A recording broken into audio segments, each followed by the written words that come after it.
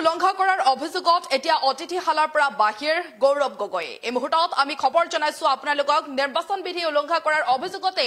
এতিয়া অতিথিশালাৰ পৰা বাহিৰ হল গৌৰৱ গগৈ মুহূৰ্তত আমি ফুল স্ক্ৰিনৰ জৰিয়তে খবৰ জনাবলৈ চেষ্টা কৰিম গুৰুত্বপূৰ্ণ খবৰ আমি আপোনালোকৰ মাজলৈকে লৈ আহিছো নিৰ্বাচন বিধি উলংঘা কৰাৰ অভিযোগত অতিথিশালাৰ পৰা বাহিৰ গৌৰৱ গগৈ যোৱা দুদিন ধৰি যোৰহাট লোকসভা সমষ্টিৰ চৰাইদেউ জিলাৰ প্ৰান্তে প্ৰান্তে কংগ্ৰেছ মিত্ৰজোঁটৰ প্ৰাৰ্থী গৌৰৱ গগৈ নিৰ্বাচনী প্ৰচাৰ চলোৱাৰ বাবে মৰাণৰ অইল ইণ্ডিয়া লিমিটেডৰ অতিথিশালাত বাহৰ পাতি আছিল আৰু দেওবাৰে নিশা চৰাইদেউ জিলা প্ৰশাসনে নিৰ্বাচন বিধিৰ কাৰণ দেখুৱাই অতিথিশালাত প্ৰৱেশ নিষিদ্ধ কৰে ফলত সোণাৰীৰ কোনোবা এখন হোটেলত আশ্ৰয় লবলগীয়া হয় গৌৰৱ গগৈ উল্লেখ্য যে অতিথিশালাত কংগ্ৰেছ কৰ্মীসকলে নৈশ ভোজনৰ সামগ্ৰীৰ সৈতে নেতাগৰাকীক লগ ধৰিবলৈ কেইবা ঘণ্টা অপেক্ষা কৰাৰ অন্তত হতাশ মনেৰে বাসগৃহলৈকে উভতিবলগীয়া হয় আৰু আমি খবৰ জনাইছো আপোনালোকক নিৰ্বাচন বিধি উলংঘা কৰাৰ অভিযোগত এতিয়া অতিথিশালাৰ পৰা বাহিৰ গৌৰৱ গগৈ মৰাণৰ এতিয়া দেখিবলৈ পোৱা গৈছে অইলৰ অতিথিশালাত আছিল গৌৰৱ গগৈ আৰু তাৰ পিছত এতিয়া দেখিবলৈ পোৱা গৈছে অতিথিশালাৰ পৰা বাহিৰ হল গৌৰৱ গগৈ গুৰুত্বপূৰ্ণ খবৰ আমি জনাইছো নিৰ্বাচন বিধি উলংঘা কৰাৰ অভিযোগতে এতিয়া অতিথিশালাৰ পৰা বাহিৰ হল গৌৰৱ গগৈ যোৱা দুদিন ধৰি যোৰহাট লোকসভা সমষ্টিৰ চৰাইদেউ জিলাৰ প্ৰান্তে প্ৰান্তে কংগ্ৰেছ মিত্ৰজোঁটৰ প্ৰাৰ্থী গৌৰৱ গগৈ নিৰ্বাচনী প্ৰচাৰ চলোৱাৰ বাবে মৰাণৰ অইল ইণ্ডিয়া লিমিটেডৰ অতিথিশালাত বাহৰ পাতি আছিল দেওবাৰে নিশা চৰাইদেউ জিলা প্ৰশাসনে নিৰ্বাচন বিধি কাৰণ দেখুৱাই অতিথিশালাত প্ৰৱেশ নিষিদ্ধ কৰে গৌৰৱ গগৈ আৰু ফলত সোণাৰীৰ কোনোবা এখন হোটেলত আশ্ৰয় লবলগীয়া হয় গৌৰৱ গগৈ সন্দৰ্ভত আমাৰ মাজত মন্তব্য আছে সেয়া আমি আপোনালোকৰ মাজত লৈ আহিছো কথা আছিলে বুলি কৈছিলে কিন্তু এতিয়ালৈকে আহি পোৱা নাই এই কাৰণ মানে বৰ্তমান ফোন কৰা বুলি মই গম পালো মানে অফিচৰ ফালৰ পৰা কোম্পানীলৈ কোনোবাই ফোন কৰিছিলে বোলে তাৰপিছতে সেই এতিয়া এই চাহাবে ফোন কৰিছিলে ইয়াৰ যিকেইজন ধৰক কুকমেন আছিলে তেখেতসকলে ফোন কৰিলে তেতিয়া ক'লে কি যে চৰকাৰীভাৱে কোড অফ কণ্ডাক্ট চলিছে বুলি ক'লে সেইটো কাৰণে বোলে এতিয়া বৰ্তমান ইয়াত এলাউ নাই বোলে থকাটো কোম্পানী গেছত থকাটো এলাউ নাই বুলি ক'লে গৌৰৱ গগৈক লগ কৰিবলৈ কোনোবা আহিছিলে নেকি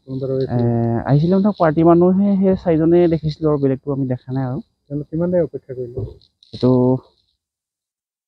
প্ৰথম দুজনটো এতিয়া 9টা বজাৰ পৰা এতিয়া জাষ্ট গৈছে আৰু জাষ্ট মানে ধৰক এই এতিয়া 10:40 ওলাই গৈছে কিবা খানা চানাও এৰেঞ্জ কৰা হৈছিল খানাটোতো ইয়াত এৰেঞ্জ নাই কৰা কিবা মাংস লৈ আহিছিলে বোলে এই কি কয় বাইকত দুজন আহিছিলে তেখেতলোকে কৈছিলে যে মাংস লৈ আহিছিলোঁ এতিয়া তেখেত নাহে আৰু মানে তেখেত বোলে এতিয়া সোণাৰী গ'লে কথা ক'লে মানে আজি ইয়াত নাহে এনেধৰণে কৈ এতিয়া দেখিবলৈ পোৱা গৈছে নিৰ্বাচন বিধি উলংঘা কৰাৰ অভিযোগতে অতিথিশালাৰ পৰা বাহিৰ কৰে গৌৰৱ গগৈ আৰু দুদিন ধৰি যোৰহাট লোকসভা সমষ্টিৰ চৰাইদেউ জিলাৰ প্ৰান্তে প্ৰান্তে কংগ্ৰেছ মিত্ৰজোঁটৰ প্ৰাৰ্থী গৌৰৱ গগৈ নিৰ্বাচনী প্ৰচাৰ চলোৱাৰ বাবে মৰাণৰ অইল ইণ্ডিয়া লিমিটেডৰ অতিথিশালাত বাহৰ পাতি আছিল দেওবাৰে নিশা চৰাইদেউ জিলা প্ৰশাসনে নিৰ্বাচন বিধি কাৰণ দেখুৱাই অতিথিশালাত প্ৰৱেশ নিষিদ্ধ কৰে গৌৰৱ গগৈ ফলত সোণাৰীৰ কোনোবা এখন হোটেলত আশ্ৰয় লবলগীয়া হয় গৌৰৱ গগৈয়ে আমি আপোনালোকক খবৰ জনাইছো নিৰ্বাচন বিধি উলংঘা কৰাৰ অভিযোগতে এতিয়া অতিথিশালাৰ পৰা বাহিৰ হয় গৌৰৱ গগৈ যোৱা দুদিন ধৰি যোৰহাট লোকসভা সমষ্টিৰ চৰাইদেউ জিলাৰ প্ৰান্তে প্ৰান্তে কংগ্ৰেছ মিত্ৰজোঁটৰ প্ৰাৰ্থী গৌৰৱ গগৈ নিৰ্বাচনী প্ৰচাৰ চলোৱাৰ বাবে মৰাণৰ অইল ইণ্ডিয়া লিমিটেডৰ অতিথিশালাত বাহৰ পাতি আছিল দেওবাৰে নিশা চৰাইদেউ জিলা প্ৰশাসনে নিৰ্বাচন বিধি কাৰণ দেখুৱাই অতিথিশালাত প্ৰৱেশ নিষিদ্ধ কৰে যাৰ বাবে এতিয়া দেখিবলৈ পোৱা গৈছে সোণাৰীৰ কোনোবা এখন হোটেলত আশ্ৰয় লবলগীয়া হয় গৌৰৱ গগৈয়ে উল্লেখযোগ্য কথা যে অতিথিশালাত কংগ্ৰেছ কৰ্মীসকলে নৈশ ভোজনৰ সামগ্ৰীৰ লগতে নেতাগৰাকীক লগ ধৰিবলৈ কেইবা ঘণ্টা অপেক্ষাৰ অন্তত হতাশ মনেৰে বাসগৃহলৈকে উভতিবলগীয়া হৈছে বুলি জানিব পৰা গৈছে আমি আপোনালোকক জনাইছো নিৰ্বাচন বিধি উলংঘা কৰাৰ অভিযোগত এতিয়া অতিথিশালাৰ পৰা বাহিৰ হয় গৌৰৱ গগৈ দেখিবলৈ পোৱা গৈছে দুদিন ধৰি যোৰহাট লোকসভা সমষ্টিৰ চৰাইদেউ জিলাৰ প্ৰান্তে প্ৰান্তে কংগ্ৰেছ মিত্ৰজোঁটৰ প্ৰাৰ্থী গৌৰৱ গগৈ নিৰ্বাচনী প্ৰচাৰ চলোৱাৰ বাবে মৰাণৰ অইল ইণ্ডিয়া লিমিটেডৰ অতিথিশালাত বাহৰ পাতি আছিল দেওবাৰে নিশা চৰাইদেউ জিলা প্ৰশাসনে নিৰ্বাচন বিধি কাৰণ দেখুৱাই অতিথিশালাত প্ৰৱেশ নিষিদ্ধ কৰে গৌৰৱ গগৈ আৰু ফলত সোণাৰীৰ কোনোবা এখন হোটেলত আশ্ৰয় লবলগীয়া হয় গৌৰৱ গগৈয়ে আৰু যিসকল কংগ্ৰেছ কৰ্মী আছিল অতিথিশালাত কংগ্ৰেছ কৰ্মীসকলে নৈশ ভোজনৰ সামগ্ৰীৰ সৈতে নেতাগৰাকীক লগ ধৰিবলৈ আহিছিল নেতাগৰাকীক লগ ধৰিবলৈ নাপায় কেইবা ঘণ্টাৰ মূৰত তেওঁলোকে হতাশ মনেৰে নিজ বাসগৃহলৈকে উভতিবলগীয়া হৈছে বুলি ইতিমধ্যে জানিব পৰা গৈছে। মন্তব্য যি আছিল সেয়া আমি পুনৰবাৰ আপোনালোকৰ মাজত লৈ আহিছো। অহা কথা আছিলে বুলি কৈছিলে, কিন্তু এতিয়ালৈকে আহি পোৱা নাই। এই কাৰণ মানে বৰ্তমান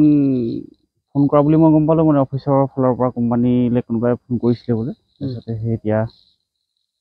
ইয়াৰে এই চাহাবে ফোন কৰিছিলে, ইয়াৰ যিকেইজন ধৰক কুকমেন আছিলে তেখেতসকলে ফোন কৰিলে, তেতিয়া ক'লে কি যে